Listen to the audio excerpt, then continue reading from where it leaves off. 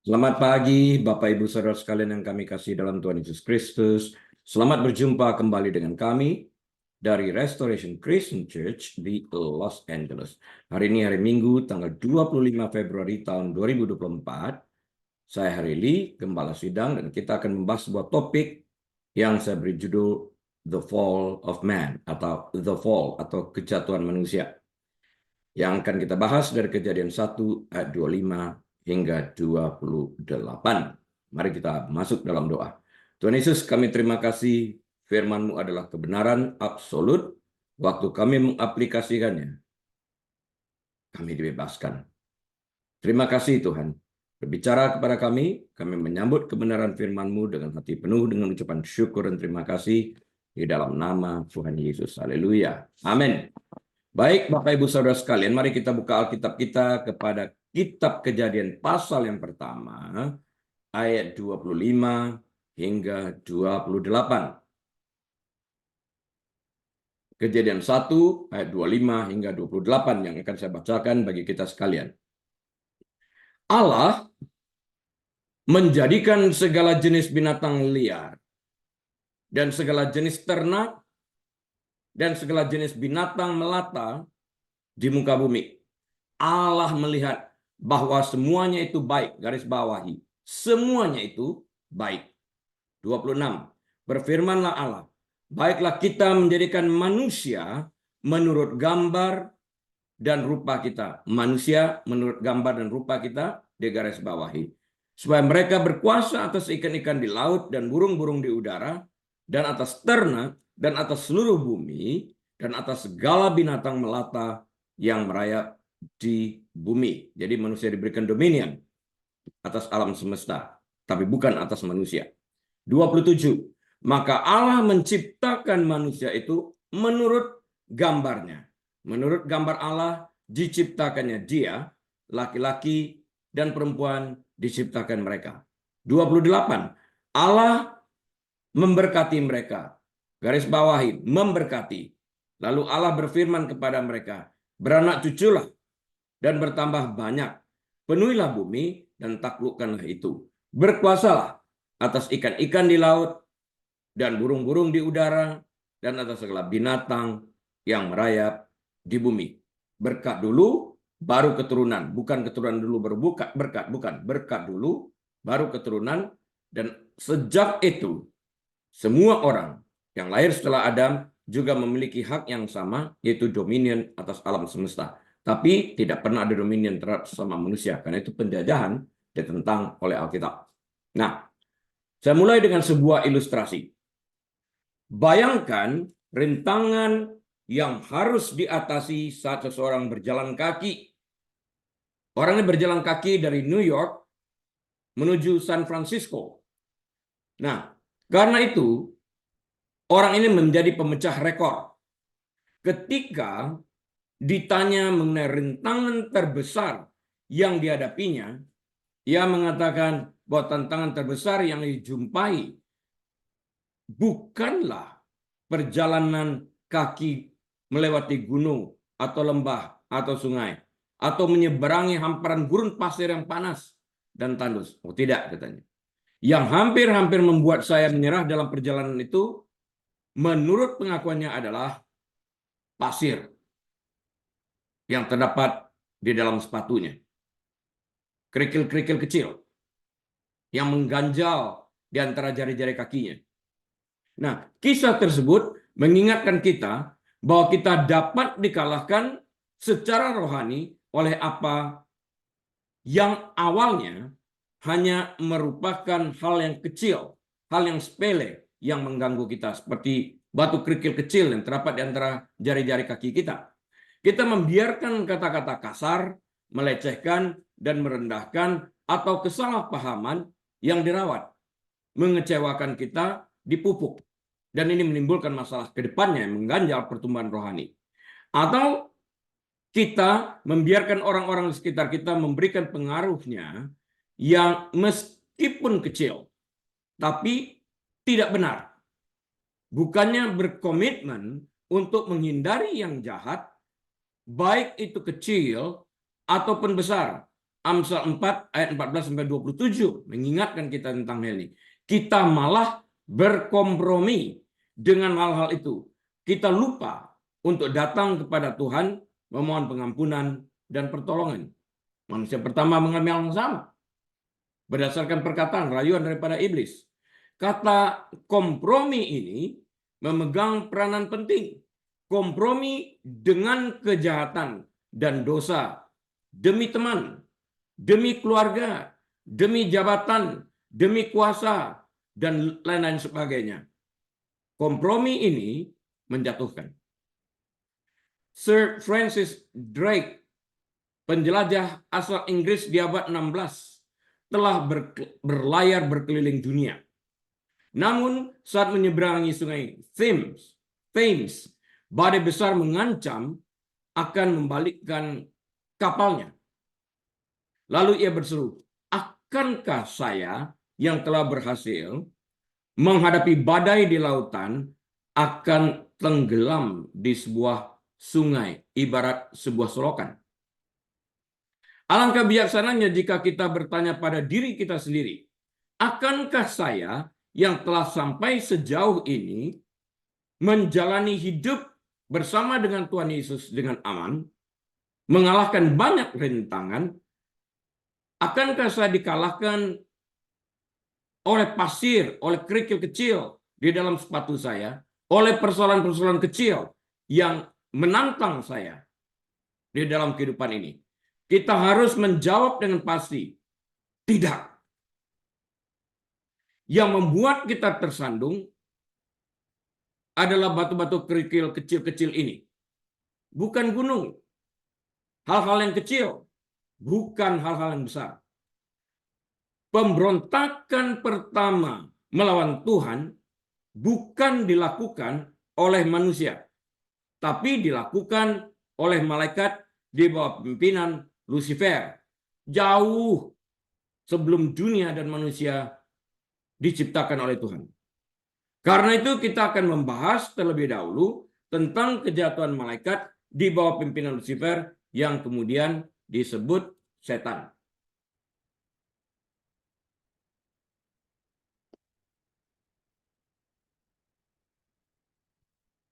Saya banyak mendengar pertanyaan-pertanyaan yang salah, termasuk minggu lalu. Pertanyaannya, jika Tuhan mengetahui bahwa setan akan memberontak, mengapa Tuhan menciptakannya? Ulang. Ini pertanyaan salah. Pertanyaannya tidak boleh berbunyi jika Tuhan mengetahui setan akan memberontak, tapi jika Tuhan mengetahui malaikat akan memberontak, mengapa Tuhan menciptakannya? Setan adalah kondisi setelah malaikat memberontak. Malaikat memberontak, kemudian disebut setan. Setan ini kondisi setelah jatuh, malaikat jatuh. Jadi Tuhan tidak menciptakan setan, Tuhan menciptakan malaikat yang memilih untuk memberontak, jatuh, berganti nama menjadi setan. Ya, sama persis. Apakah Tuhan menciptakan orang berdosa? Tuhan tidak menciptakan dosanya. Dosa adalah kondisi pilihan manusia. Tuhan menciptakan manusianya. Dosanya tidak. Dosa adalah kondisi yang dipilih oleh manusia. Nah, pertanyaan, jika Tuhan mengetahui malaikat akan memberontak, mengapa Tuhan menciptakan? Pertanyaan ini harus kita bahas dari tiga sisi. Ada tiga bagian yang harus kita dissect, harus kita bedah di dalamnya. Tiga bagian. Bagian pertama adalah, apakah Tuhan tahu bahwa malaikat akan memberontak? Kita tahu dari kitab suci bahwa Tuhan itu maha tahu, yang secara harfiah berarti maha mengetahui. Ayat yang paling sering saya gunakan dalam hal ini adalah Yesaya 46 ayat 9 dan 10, di mana saya menekankan lebih banyak pada ayat 10. Dalam bahasa Inggris versi New King James Version dikatakan, declaring the end from the beginning. Dia mendeklarasikan segala sesuatu sejak awal, sebelum segala sesuatu itu ada. So he knew the end way before a story even ever started. So, ini menunjukkan kemahatauannya dia. Jadi apakah dia tahu malaikatnya akan memberontak suatu saat? Tahu. Dia maha tahu di dalam hal ini. Maha mengetahui. Nah, Ayub 37 ayat 16. Mazmur 139 ayat 2 sampai 4. Mazmur 147 ayat 5. Amsal 5 ayat 21. Yesaya 46 ayat 9 sampai 10, bahkan 1 Yohanes 3 ayat 19 sampai 20 sebagai bahan referensi, tidak meninggalkan keraguan bahwa pengetahuan Tuhan tidak terbatas dan Dia Tuhan mengetahui segala sesuatu yang telah terjadi di masa lalu. Dia tidak lupa, tidak pelupa, sedang terjadi saat ini dan akan terjadi di masa depan. Melihat beberapa kata superlatif dalam ayat-ayat ini, sempurna dalam pengetahuan. Bukan hanya sempurna dalam pengetahuan, sempurna dalam kuasa, sempurna dalam kasih sayang, sempurna dalam segala-galanya. Karena itu disebut maha. Ya. Melihat kata-kata ini seperti sempurna dalam pengetahuan, pemahamannya artinya tidak terbatas. Dia mengetahui segalanya. Jelas bahwa pengetahuan Tuhan tidak hanya lebih daripada pengetahuan yang kita selaku manusia miliki, tetapi begitu luasnya tanpa batas. Tidak ada ujungnya, tidak ada awalnya. Tuhan itu tidak berawal, tidak berakhir. Pengetahuannya demikian juga. Ya, tidak ada sesuatu yang baru bagi Tuhan, sehingga ia harus belajar. Juga tidak ada perkataan ups yang menyatakan kesalahannya. Nggak ada. Kesempurnaan Tuhan. Nah, dia mengetahui segala sesuatu secara sempurna, secara keseluruhan, dalam kesempurnaannya. Nah, jika pengetahuan Allah tidak sempurna, maka ada kekurangan dalam sifatnya, dalam karakternya. Maka ia bukan Allah. Allah itu harus sempurna. Kekurangan apapun dalam sifat Tuhan berarti dia tidak bisa menjadi Tuhan. Karena esensi, substance Tuhan memerlukan kesempurnaan seluruh sifat-sifatnya.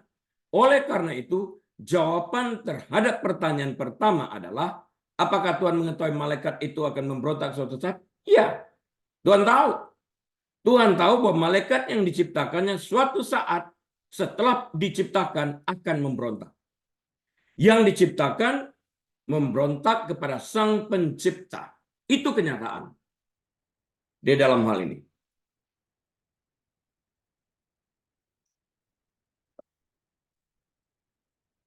Pertanyaan pertama telah kita jawab. Apakah Tuhan tahu? Ya.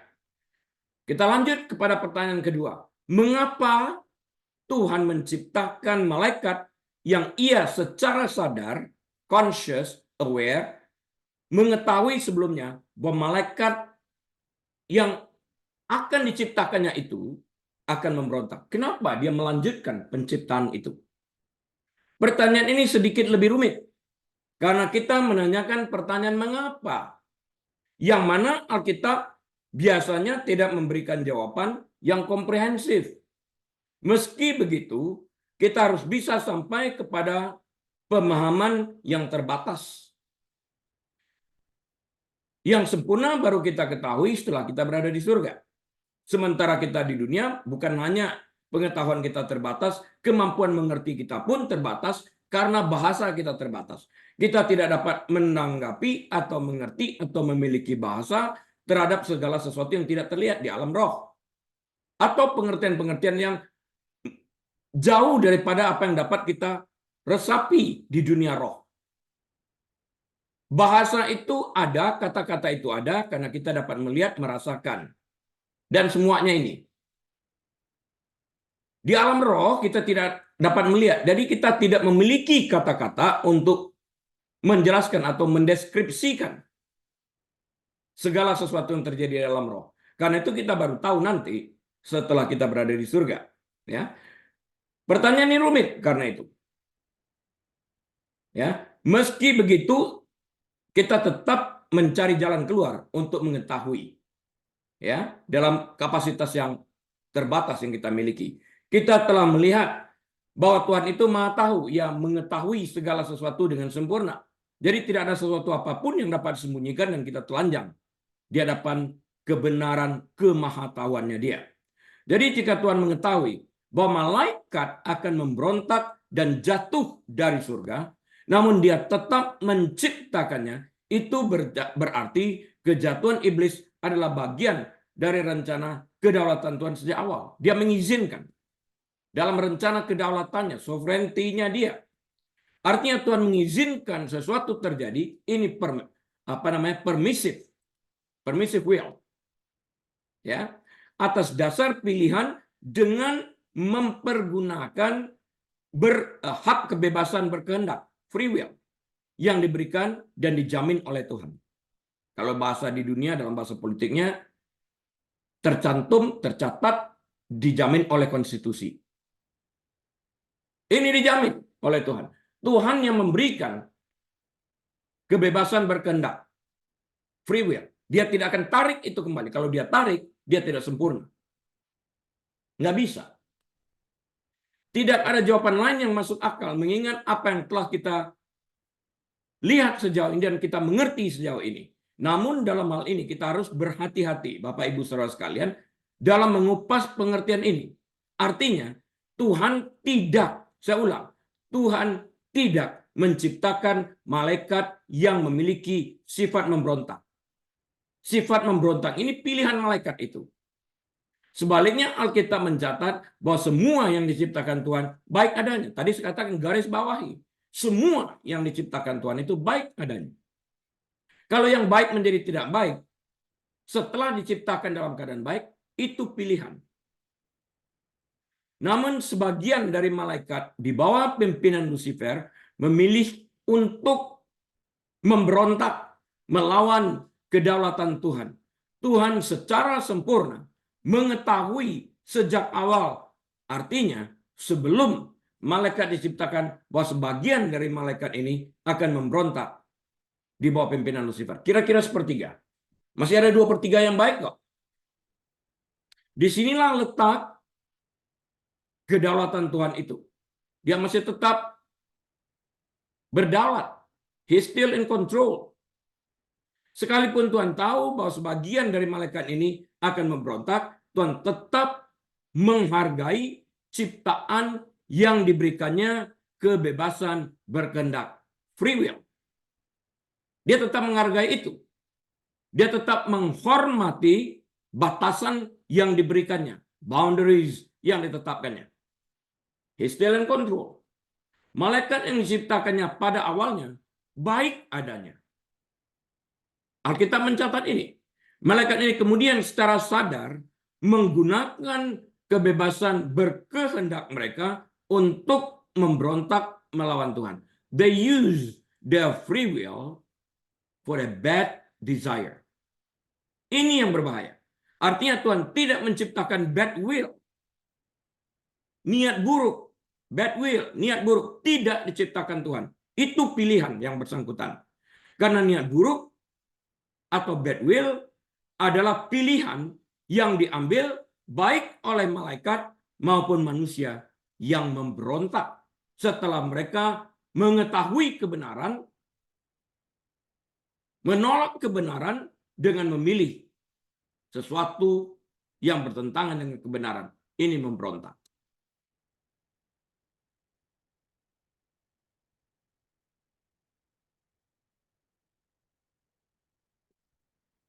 Bagian yang ketiga, bagian terakhir dari pertanyaan ini. Lebih bersifat mempertanyakan moral Tuhan yang maha sempurna. Artinya, mengapa Tuhan melanjutkan penciptaannya dengan menciptakan malaikat dengan karakter yang telah diketahuinya jauh sebelum diciptakan memiliki karakter pemberontak. Kita mempertanyakan ini kepada Tuhan seakan-akan kita mau mengajar Tuhan. Padahal dia mau tahu, kita nggak mau tahu, kita baru tahu setelah kita membaca. Kemudian muncul pikiran-pikiran berdasarkan apa yang kita baca. Kita tidak tahu sebelumnya, Tuhan tahu sebelumnya. Ini superiornya Tuhan. Kita tahu setelah kita mendengar firman, setelah kita membaca firman. Tuhan tahu sebelum diciptakan, sebelum dunia ada. Dia tahu tentang hal ini. Tapi dia lakukan. Dan kita mempertanyakan, kenapa Tuhan lakukan itu? Kita question kemahatauannya dia. Kita question kontrolnya dia. Ini bersangkut paut dengan moral. Apakah kita dapat mengajarkan Tuhan bahwa kita beranggapan kita jauh lebih dari dia? Apakah kita menganggap kita lebih superior dari dia, sehingga kita berkehendak untuk mengajarkan dia atau menegur dia, seakan-akan dia salah? Ini persoalan moral. Tuhan tetap melanjutkan penciptaannya ini justru karena ia memiliki kesempurnaan moral. Dalam arti pengetahuannya akan apa yang akan terjadi nantinya dengan sebagian dari malaikat yang diciptakannya ini. Namun ia tidak menghentikan penciptaannya karena ia tahu apa yang dilakukan malaikat yang memberontak ini merupakan pilihan yang mereka ambil dengan mempergunakan hak kebebasan berkehendak atau free will mereka yang diberikan Tuhan kepada mereka. Inilah kesempurnaan moral Tuhan itu. Inilah kesempurnaan kedaulatan Tuhan itu. Dia tetap menghargai free will yang diberikannya itu tetap tinggal pada manusia dan Tuhan tidak mencabut itu. Ini moral yang paling tinggi yang dijunjung oleh Tuhan. Kalau tidak dia menjadi otoritarian. Dia menjadi seorang diktator. Tapi tidak seperti itu. Semua dikerjakan dalam kasih karena dia maha kasih. Maha pengasih, maha penyayang. Ini digenapi juga di sini. Bahwa kamu memiliki bad behavior berdasarkan pilihan, it is you, not me.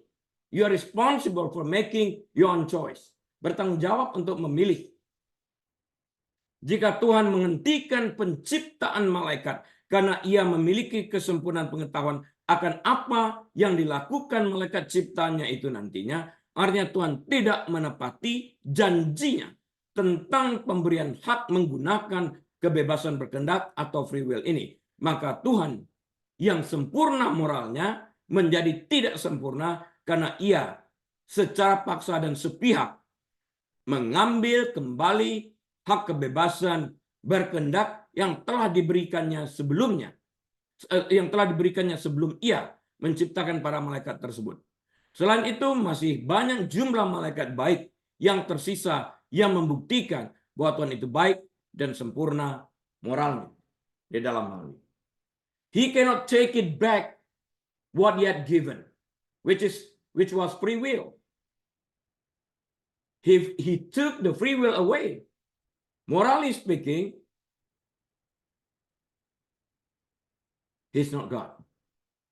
Because he is violating his own, put that way, quote unquote, constitution. Moralnya ada di mana?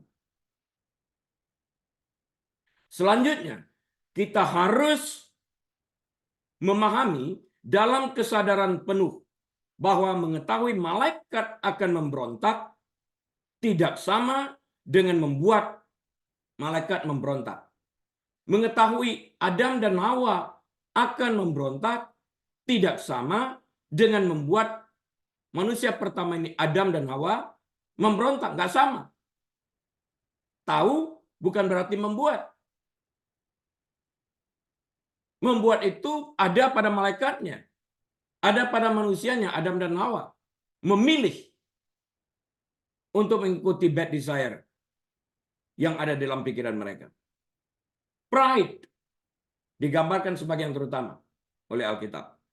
Malaikat Lucifer mempunyai kehendak bebas dalam membuat pilihannya sendiri atau untuk membuat pilihannya sendiri.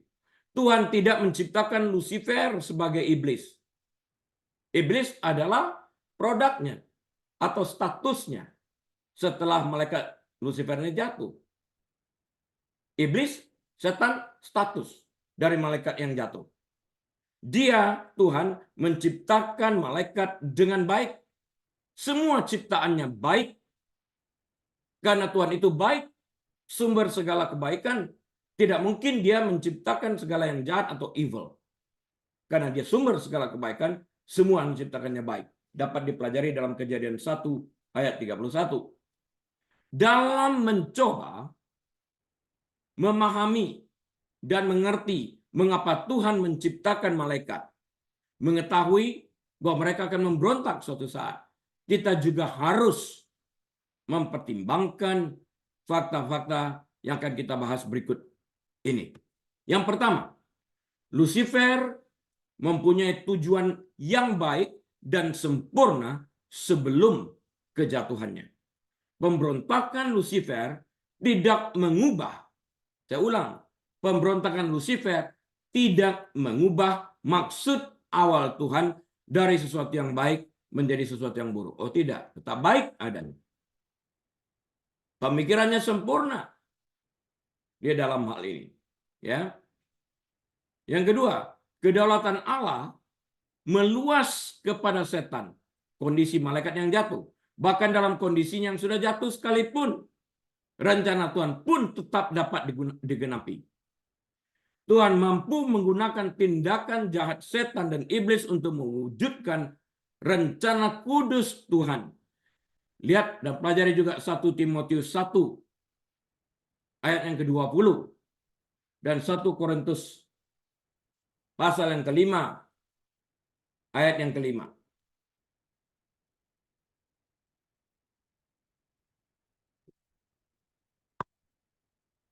Rencana Allah ditetapkan sejak kekekalan.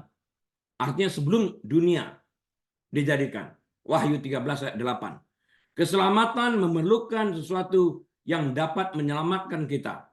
Maka Allah mengizinkan pemberontakan malaikat dan berlanjut setelah kejatuhan mereka dan menjadi setan sebagai sarana penyebaran dosa. Tuhan tidak menciptakan Adam dalam keadaan berdosa. Dosa adalah kondisi menjauh dari Tuhan dan memberontak kepadanya yang merupakan pilihan Adam. Jadi konteksnya itu adalah jika kita menjauhkan diri kita daripada Allah, kita kehilangan payung perlindungan itu. Kalau ada kita mempunyai payung yang besar, ada 3 orang, 4 orang misalnya, berteduh di dalam payung yang besar itu. Jika 1-2 orang keluar, memilih untuk keluar meninggalkan tempat berteduh di bawah payung ini, mereka akan disiram hujan dan basah kuyup. Kejatuhan itu disebabkan mereka secara sadar memilih untuk keluar dari payung perlindungan. Gereja menganut sistem yang sama, payung rohani. Karena itu orang yang memilih untuk memberontak terhadap kedaulatan Tuhan melalui firman-Nya, mereka akan kehilangan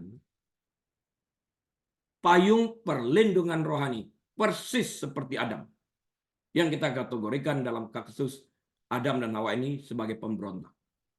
Keluar dari jalur firman Tuhan, memberontak terhadap apa yang Tuhan tuntut dari mereka untuk lakukan. Jangan makan.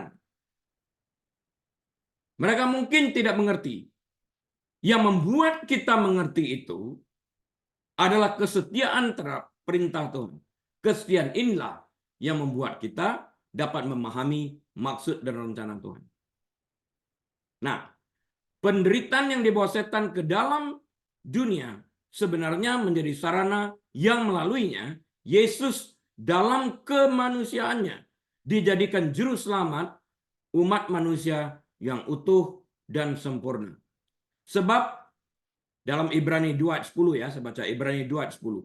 Sebab memang sesuai dengan keadaan Allah yang baginya dan olehnya segala sesuatu dijadikan, yaitu Allah yang membawa banyak orang kepada kemuliaan, yang menyempurnakan Yesus, yang memimpin mereka kepada keselamatan dengan penderitaan. Karena upah dosa maut, menderita untuk membayar itu.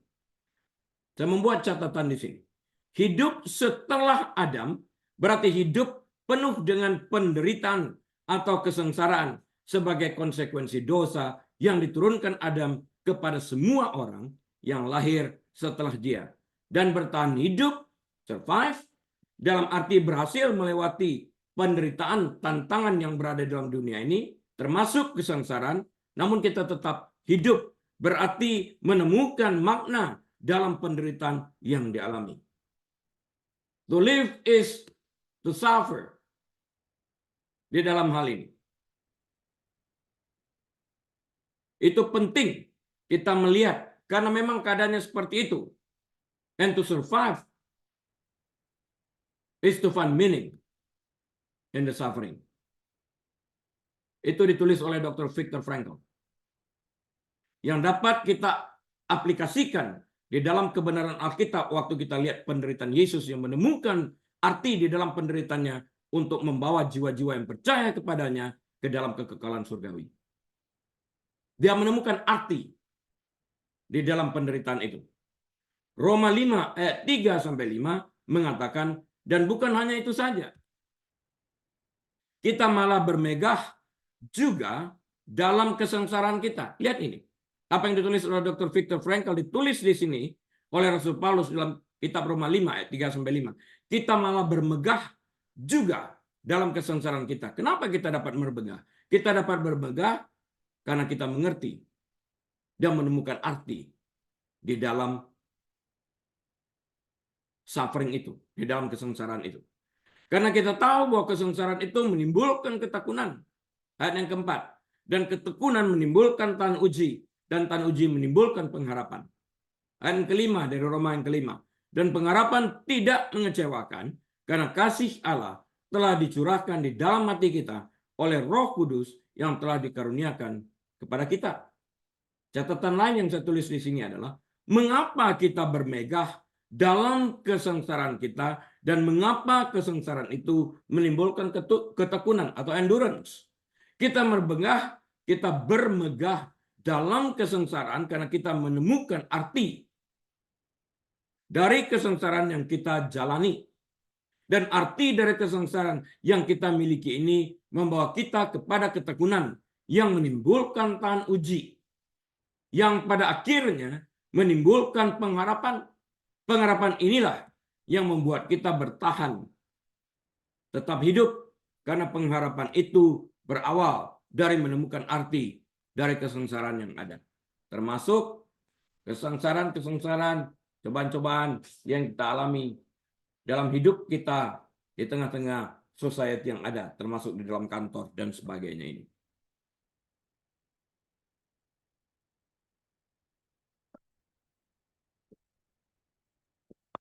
Sejak awal, rencana Allah di dalam Kristus mencakup penghancuran pekerjaan setan.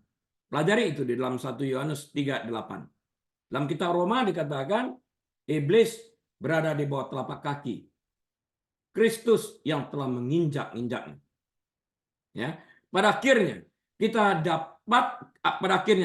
tidak, saya ulang, pada akhirnya kita tidak dapat mengetahui dengan pasti mengapa Tuhan menciptakan malaikat yang kemudian memilih untuk memberontak dan menjadi setan.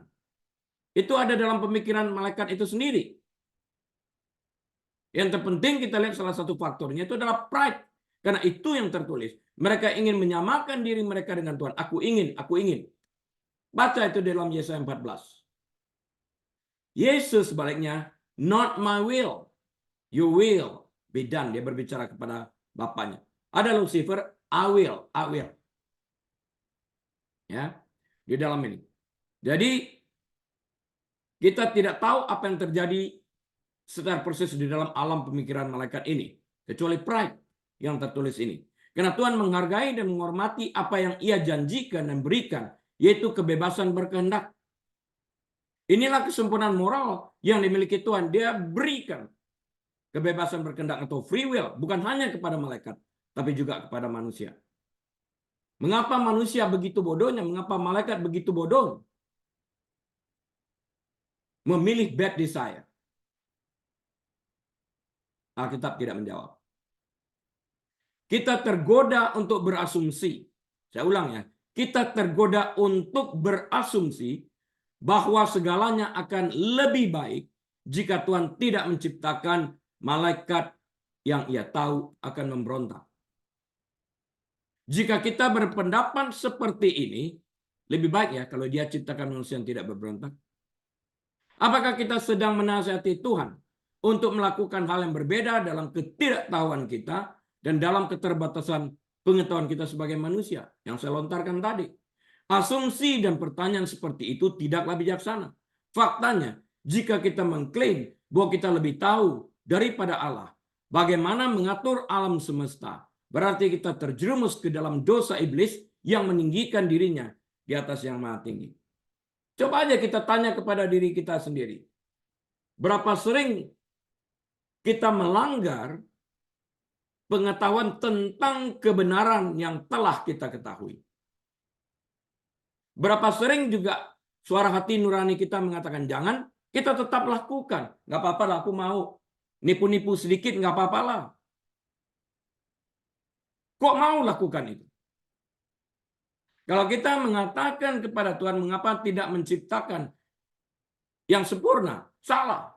Karena Dia menciptakan yang sempurna. Menjadi jahat itu pilihan manusia pada akhirnya. Pilihan iblis, pilihan Adam, pilihan Hawa. Pilihan kita. Kita tahu kebenaran, kita langgar kebenaran. Banyak hal-hal yang dapat dilanggar di dalam peraturan-peraturan yang diletakkan di seluruh dunia ini, termasuk di Amerika di mana kita tinggal.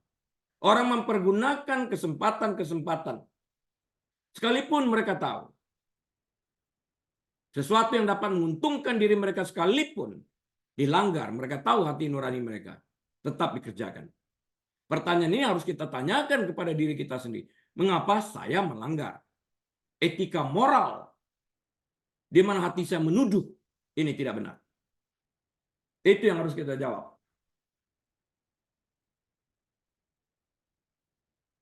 Saya membuat catatan yang lain. Tuhan tidak menciptakan setan. Setan adalah kondisi malaikat yang telah jatuh dalam dosa pemberontakan. Tuhan menciptakan malaikat, bukan setan. Setan kondisi. Tuhan tidak menciptakan kondisi. Malaikat memilih untuk memberontak dan akibat pilihan ini, malaikat yang memberontak ini menjadi setan. Apakah Tuhan menciptakan manusia berdosa? Tuhan menciptakan manusianya, bukan dosanya. Setelah kejatuhan malaikat akibat dosa pemberontakan dan menjadi setan, maka setan pada gilirannya menggoda manusia untuk melakukan dosa yang sama seperti yang mereka lakukan, yaitu untuk memberontak terhadap Tuhan dengan melanggar perintah yang diberikannya kepada Adam dan Hawa. Untuk itu, mari kita pelajari juga tentang kejatuhan manusia yang diwakili oleh siapa? Adam.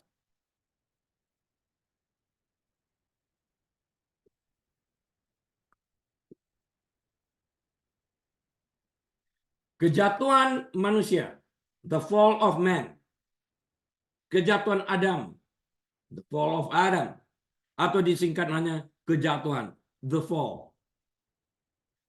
Ini adalah istilah yang digunakan dalam agama Kristen untuk menggambarkan transisi pria dan wanita pertama, yaitu Adam dan Hawa, dari keadaan ketaatan yang tidak bersalah sama sekali kepada Tuhan ke keadaan ketidaktaatan yang bersalah. Dari taat tidak bersalah, ketidaktaatan masuk ke dalam bagian ketidaktaatan dan bersalah. Doktrin kejatuhan berasal dari interpretasi Alkitab yang berlandaskan pada kitab Kejadian pasal 1 hingga pasal yang ketiga. Pemberontakan pertama melawan Tuhan bukan dilakukan oleh manusia, tapi oleh malaikat di bawah pimpinan Lucifer, seperti yang saya katakan tadi.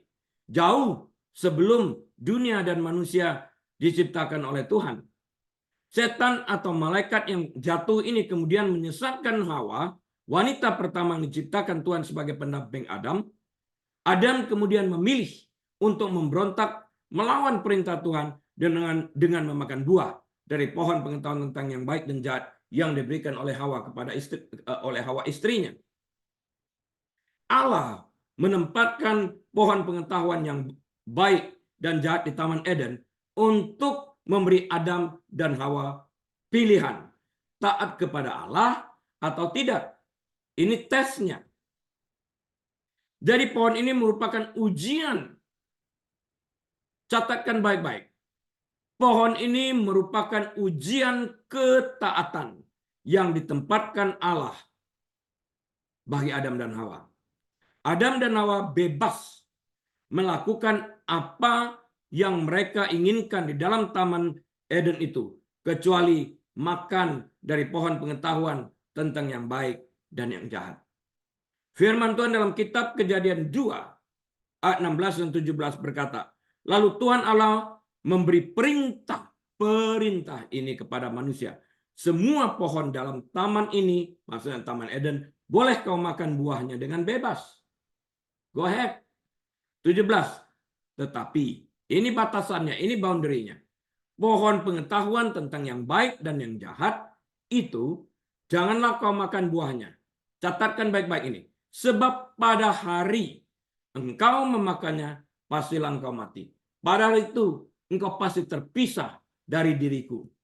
Engkau kehilangan payung perlindungan. Engkau kehilangan Taman Eden. Engkau kehilangan hadirat Allah. Engkau kehilangan berkat dan kemurahan, kau harus mengusahakan tanah dengan bersusah payah agar tanah menghasilkan makanan bagimu. Sakit bersalin dan sebagainya. Penyakit-penyakit lainnya akibat kejahatan manusia. Perintah ini disingkat padat dan jelas. Berbeda dengan malaikat, Allah menciptakan manusia segambar dan serupa dengan Allah itu sendiri. Dan Allah juga memberikan kebebasan berkehendak free will kepada manusia seperti yang juga ia berikan kepada malaikat. Agar manusia dapat menjadi makhluk yang bebas. Yang dapat mengambil keputusan bagi diri mereka sendiri, baik atau jahat. Karena itu diberikan kebebasan berkehendak.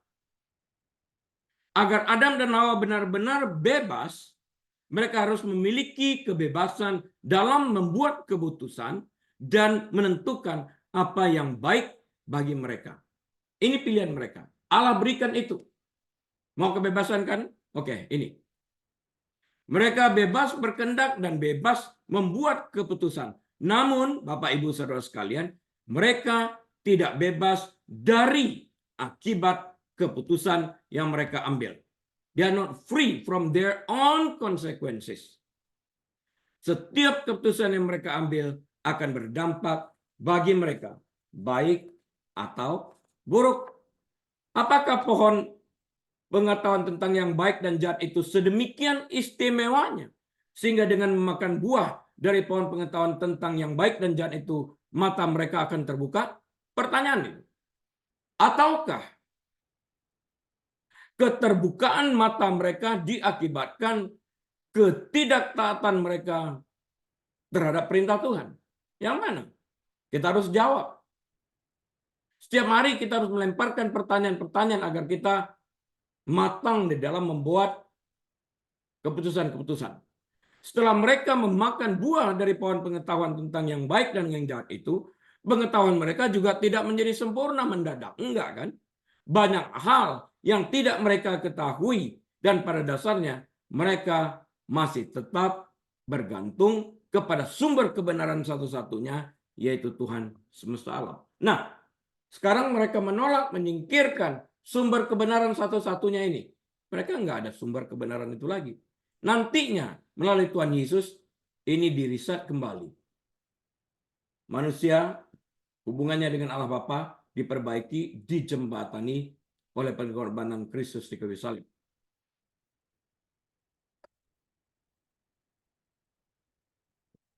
Untuk itu kita harus bersyukur.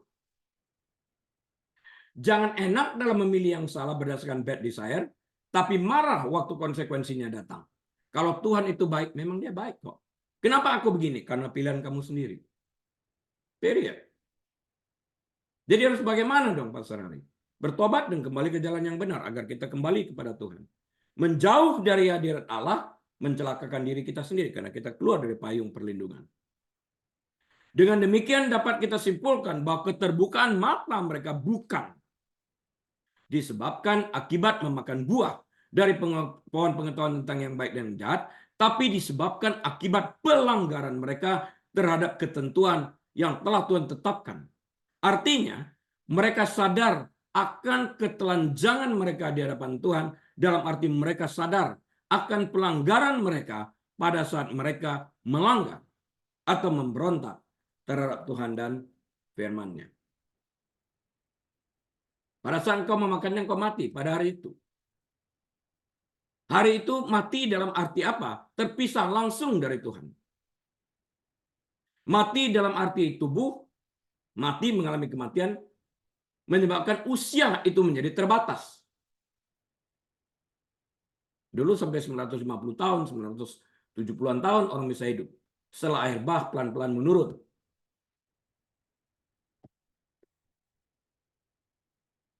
Apakah mereka menjadi lebih bijaksana setelah mereka memakan buah dari pohon pengetahuan tentang yang baik dan jahat itu? Tidak.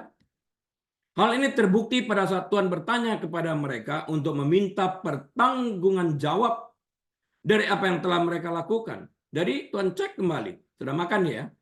Lihat kebijaksanaan mereka. Apakah mereka menjadi lebih bijaksana setelah makan itu?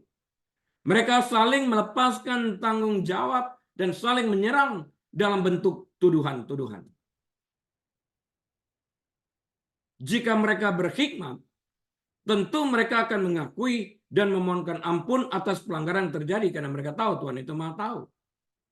Ujian moral sederhana dalam bentuk ketaatan telah mereka langgar. Namun mereka berkelit dan tidak mengakui kesalahan yang telah mereka lakukan. Mereka menjadi defensif, melemparkan kesalahan mereka kepada yang lain. Gak heran. Kalau mereka mengakui artinya mereka tahu mereka memiliki kesalahan itu, maka mereka lah orang yang paling bertanggung jawab untuk membuat perubahan terhadap kesalahan yang mereka miliki. Tapi jika mereka menolak untuk mengakui dan memiliki kesalahan yang mereka lakukan, mereka tidak dapat membuat perubahan karena bukan kesalahan mereka, tapi orang lain. Adam menuduh Hawa, Hawa menuduh Adam, dan menuduh iblis dan sebagainya ini. Simpelnya, mereka memberontak terhadap ketentuan ada. Jangan makan. Yang makan siapa? Ular? Enggak, ular enggak makan kok, cuma ngomong doang. Yang makan siapa? Dimulai oleh Hawa. Kemudian siapa? Adam. Kok sulit amat mengertinya? Yang makan siapa? Anda makan, Anda bertobat. Bukan lempar kesalahan kepada ular yang tidak makan. Tidak. Ular memaksa kami untuk melakukan ini. Ular tidak berdaya, atau setan, iblis, Lucifer, tidak berdaya memaksa kita kecuali kita setuju. Ayo makan. Kita nggak mau, ya nggak makan. Kita makan karena kita setuju. Jangan salahkan orang lain. Kita bertanggung jawab atas pilihan kita sendiri. Jika ini yang kita lakukan, kita dapat membuat perubahan. Titik.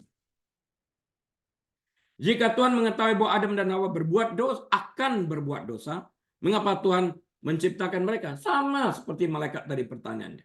Namun pertanyaan ditanyakan lagi dan lagi. Alkitab mengatakan bahwa Tuhan menciptakan segala sesuatu termasuk kita untuk dirinya sendiri. For his own pleasure, kata New King James Version. Dia dimuliakan dalam ciptaannya. Roma 11 ayat 36 mengatakan, sebab segala sesuatu adalah dari dia dan oleh dia dan kepada dia. Bagi dialah kemuliaan sampai selama-lamanya. Roma 11 ayat 36.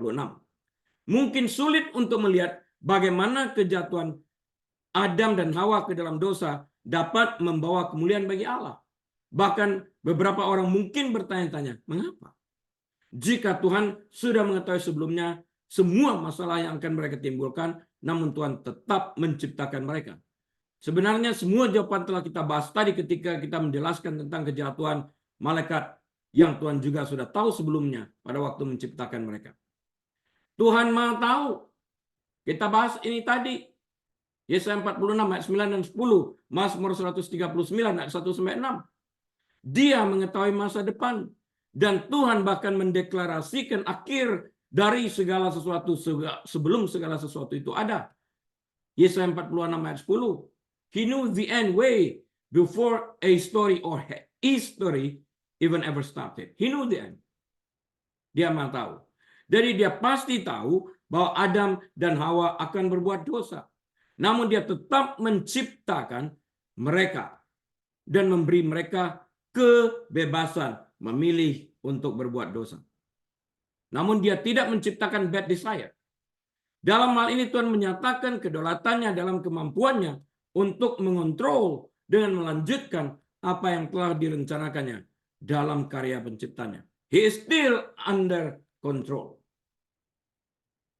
Jika Tuhan menggugurkan rencananya untuk tidak menciptakan Adam dan Hawa, karena ia tahu bahwa Adam dan Hawa akan berontak dengan mempergunakan kebebasan berkehendak mereka, free will mereka, maka ia bukanlah Allah yang bermoral, dan ia menjadi Allah yang cacat moral karena ketidakmampuannya untuk tetap melakukan penciptaan tanpa membatalkan hak untuk mempergunakan kebebasan berkehendak yang telah diberikannya kepada manusia sebelum segala sesuatu ada.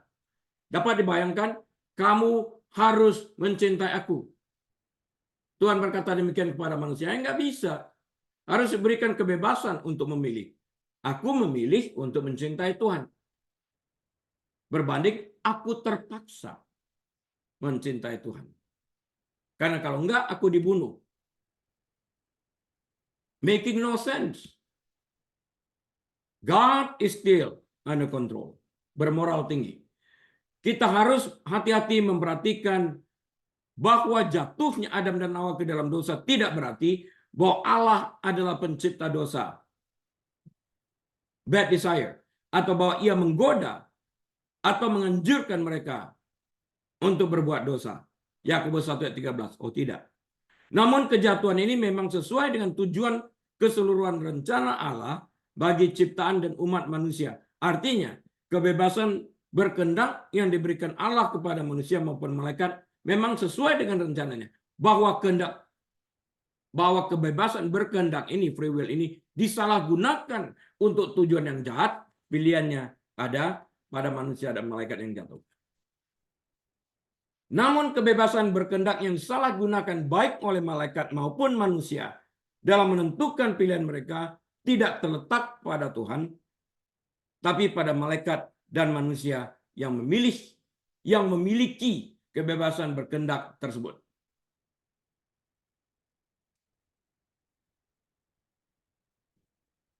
Tuhan tidak bertanggung jawab atas pilihan mereka. Dengan demikian Allah tidak pernah merencanakan untuk menciptakan malaikat atau manusia yang memberontak. Tidak pernah. Jika pemberontakan ini merupakan rencana Allah, sudah barang tentu Allah tidak mengatakan bahwa segala sesuatu yang diciptakannya itu baik adanya, bukan? Allah menciptakan yang baik. Pemberontakan tidak di dalam rencana Allah. Tapi dia tahu mereka akan memberontak dengan menggunakan kebebasan berkehendak mereka, free will mereka. Inilah kesempurnaan moral. Inilah kesempurnaan pengontrolan diri Allah. Jika kita mempertimbangkan apa yang oleh beberapa teolog disebut sebagai metanarasi. Metanarasi artinya alur cerita menyeluruh. Jadi step-stepnya dari kitab suci. Kita melihat bahwa sejarah Alkitab secara garis besar dapat dibagi menjadi bagian utama. Yang pertama, Firdaus. Tempat penuh dengan sukacita, kasih sayang. Kontak manusia dengan Tuhan. Intimacy dan sebagainya ini. Kejadian pasal pertama dan kedua. Yang kedua, surga yang hilang. Kejadian 3. Wahyu 20 menceritakan tentang ini. Dan yang ketiga, surga yang diperoleh kembali melalui Yesus Kristus. Wahyu 21 dan 22. Sejauh ini, bagian terbesar dari narasi ini dikhususkan untuk transisi dari surga yang hilang ke surga yang diperoleh kembali. Inti dari meta narasi ini adalah salib Kristus yang telah direncanakan sejak awal. Kisah Para Rasul 2:23. Jika kita membaca kitab suci secara cermat, kita akan menemukan kesimpulan berikut. Kejatuhan umat manusia telah diketahui sebelumnya oleh Tuhan, tapi Tuhan tidak pernah merencanakan kejatuhan mereka. Kejatuhan mereka direncanakan oleh mereka sendiri. Yang kedua, penyaliban Kristus, penebusan bagi umat pilihan Allah, telah ditentukan sebelumnya oleh Allah. Nah, Allah yang menentukan karya salib ini untuk membawa manusia yang jatuh di dalam dosa ini bertobat, agar mereka tidak perlu mengalami neraka. Dengan demikian, Allah tidak pernah menciptakan neraka bagi manusia. Neraka diciptakan bagi iblis, karena iblis tidak diciptakan segambar serupa dengan Allah. Mereka jatuh dalam dosa, tidak ada kesempatan bertobat, neraka destinasi mereka. Tapi bagi manusia yang berdosa, memberontak, mereka diberi kesempatan untuk bertobat agar mereka dapat escape atau menghindari neraka dan masuk ke dalam surga. Tapi kalau mereka tidak berkehendak untuk bertobat, ya mereka harus masuk ke dalam neraka. Karena Alkitab juga mengatakan, Yesus mengatakan, di mana Bapamu berada, di situ engkau berada. Jika Allah merupakan Bapamu, engkau berada di surga. Jika setan merupakan Bapamu, engkau berada di neraka. Pilihan ada pada manusia. Ketiga itu adalah suatu hari nanti, semua orang akan memuliakan Tuhan. Dan Tuhan bermaksud menjadikan kesatuan dalam segala hal di surga dan di bumi di bawah Kristus. Sayangnya, tidak semua orang berkehendak, percaya dan beriman kepada Kristus. Baca nanti Efesus 1 ayat 10. Tujuan Allah adalah menciptakan suatu dunia di mana kemuliaannya dapat dinyatakan sepenuhnya. Kemuliaan Allah adalah tujuan utama pencipta. Faktanya, ini adalah tujuan utama dari segala sesuatu yang dilakukan oleh Tuhan itu sendiri. Yang dia lakukan artinya. Alam semesta diciptakan untuk memperhatikan kemuliaan Allah. Dan murka Allah dinyatakan terhadap mereka yang gagal memuliakan Allah. Dunia yang paling memperlihatkan kemuliaan Allah adalah dunia yang kita miliki. Dunia yang dibiarkan jatuh. Dunia yang telah ditebus. Dunia yang akan dipulihkan pada kesempurnaan aslinya. Nanti kita lihat. New Jerusalem. Yerusalem baru. Murka dan belas kasihan Tuhan menunjukkan kekayaan dan kemuliaannya. Namun kita tidak dapat melihat keduanya, yaitu murka dan belas kasihannya, tanpa kejatuhan manusia. Kejatuhan manusia ini kita dapat melihat kemuliaan Tuhan itu di dalam murka dan belas kasihannya. Dia tidak berhenti pada murka. Dia menyediakan jalan keluarnya, keselamatan di dalam Yesus Kristus. Kita tidak akan pernah mengenal kasih karunia jika kita tidak pernah membutuhkan kasih karunia. Oleh karena itu seluruh rencana Allah, termasuk kejatuhan, pemilihan, penyelamatan, dan penebusan umat manusia, memiliki tujuan untuk memuliakan Tuhan. Ketika manusia jatuh ke dalam dosa, belas kasihan Tuhan langsung terlihat dengan tidak langsung memenuhi mereka. Ketika manusia jatuh ke dalam dosa, belas kasihan Tuhan langsung terlihat dengan tidak langsung membunuh mereka. Berontak, langsung mati, ya enggak. Mereka diberi kesempatan untuk bertobat di dalam Yesus Kristus. Anugerah Allah langsung nyata dalam menutupi rasa malu mereka, ketelanjangan mereka, dosa mereka.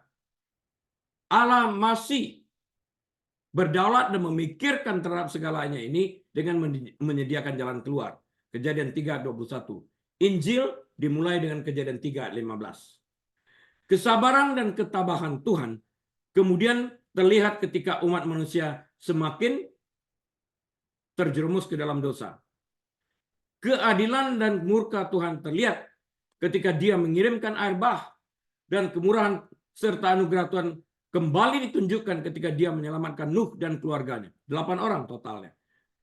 8 dalam biblical numerologi adalah angka 8, berarti new beginning, awal baru. Murka Allah yang kudus dan keadilannya yang sempurna akan terlihat di masa depan ketika Dia berurusan dengan setan dan membinasakan mereka untuk selama-lamanya. Wahyu 20 ayat 7-10.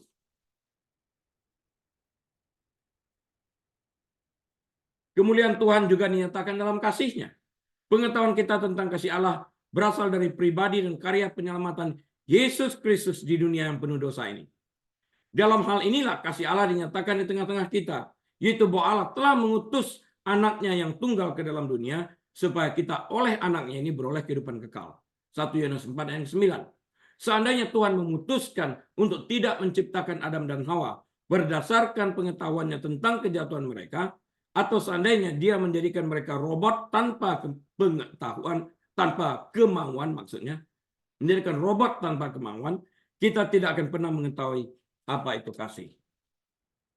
Pertunjukan kemuliaan Allah yang terbesar terlihat di kayu salib, tempat bertemunya murka, keadilan, dan belas kasihan. Jadi senternya itu adalah kayu salib, di mana murka, keadilan, dan belas kasihan Allah bertemu menjadi satu di kayu salib. Penghakiman yang adil atas dosa dilaksanakan di kayu salib, dan kasih karunia Allah dinyatakan dalam kata-kata anaknya, ya Bapa, ampunilah mereka, sebab mereka tidak tahu apa yang mereka perbuat. Lukas 23:34. Kasih dan anugerah Allah nyata dalam diri mereka yang telah diselamatkannya. Pada akhirnya Tuhan akan dimuliakan sebagaimana umat pilihannya menyembah Dia selama-lamanya bersama para malaikat, dan orang jahat juga akan memuliakan Tuhan karena kebenarannya menghasilkan hukuman kekal bagi para pendosa yang tidak bertobat. Filipi 2:11. Mereka akui itu, bahwa mereka salah. Mereka tahu waktu mereka di neraka mereka berbuat salah. Itulah kemuliaan Tuhan. Tanpa kejatuhan Adam dan Hawa, kita tidak akan pernah mengetahui keadilan, kasih karunia, belas kasihan, dan kasih Tuhan yang nyata itu. Summary saya, kesimpulan saya adalah sebagai berikut. Tuhan telah mengetahui tentang kejatuhan malaikat maupun tentang kejatuhan Adam dan Hawa jauh sebelum mereka diciptakan. Bagaimanapun, Allah menciptakan Adam dan Hawa menurut gambar dan rupanya sendiri untuk memuliakan dirinya sendiri. Mereka diberi kebebasan untuk menentukan pilihan. Meskipun mereka memilih untuk tidak taat, pilihan mereka menjadi cara untuk melaksanakan kehendak Allah yang utama, dan melaluinya kemuliaannya akan terlihat sepenuhnya. Allah tetap kudus dan berdaulat sepenuhnya sepanjang segala masa. Amin. Mari kita berdoa. Tuhan, kami berterima kasih hamba-Mu telah selesai berbicara. Engkau terus berbicara di dalam hati kami, agar kami bertobat dari pemberontakan kami, memilih jalan damai dengan Engkau. Jemaat yang dikasihi Tuhan, mari kita angkat kedua tangan kita dan buka pintu hati kita. Terimalah berkat Tuhan. Tuhan memberkati engkau dan melindungi engkau. Tuhan menyinari engkau dengan wajahnya dan memberi engkau kasih karunia. Tuhan menghadapkan wajahnya kepadamu dan memberi engkau damai sejahtera. Tuhan membuat engkau menjadi kepala, bukan ekor. Tuhan membuat engkau naik dan tidak pernah turun. Tuhan memberkati engkau saat engkau masuk. Tuhan memberkati engkau saat engkau keluar. Tuhan memberkati bakulmu, tempat adonanmu, kesehatanmu, pekerjaanmu, pelayananmu, rumah tanggamu, anak cucumu. Apapun yang kau kerjakan dengan kedua tanganmu, Tuhan yang membuat engkau berhasil agar namanya dipermuliakan. Bila kita juga dapat membuka lembaran waktu kita dengan hati penuh dengan ucapan syukur dan terima kasih dan hikmat dari Allah Bapa, damai sejahtera dari Tuhan Yesus Kristus dalam persekutuan yang manis dan erat bersama dengan Tuhan Allah Kudus saat ini, sampai selama-lamanya Tuhan dipermuliakan. Dalam nama Tuhan Yesus kita berdoa. Semua umat Tuhan yang percaya menerima berkat berkata, amin. Tuhan Yesus memberkati. Baik Bapak Ibu Saudara sekalian, atas izin Tuhan, kita akan bertemu kembali minggu depan. Tuhan Yesus memberkati. Shalom.